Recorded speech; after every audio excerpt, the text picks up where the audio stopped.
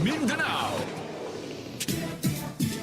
Sa Davao City, muling giniit ni Vice President Sara Duterte ang kanyang unang sinabi noong nakaraang taon na 2 kongresista lamang ang may kontrol sa pondo ng pamahalaan. Ito ay sina House Speaker Martin Romualdez at ako Bicol Party List Representative Saldico.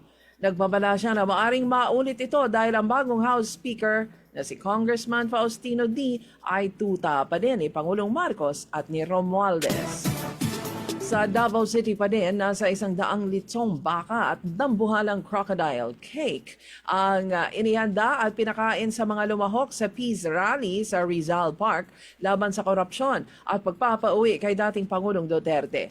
Lahat ng mga dumalo sa mapayapang rally sa Davao ay tumanggap ng packed lunch na naglalaman ng lechong baka at may kasamang mineral water. Sa Tawi-Tawi, natulungan ng Ministry of Social Services and Development in the Bangsamoro Region in Muslim Mindanao o MSSD BARM na makauwi sa kanilang lugar ang halos 700 mga returning Filipinos from Sabah o RFs ngayong buwan ng Setyembre.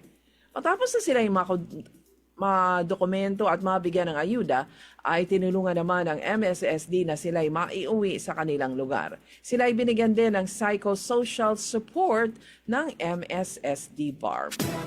Sa Zamboanga City, mahigit 50 pamilya na biktima ng sunog sa Barangay Tatuan ang pinagkalooban ng tulong ng city government.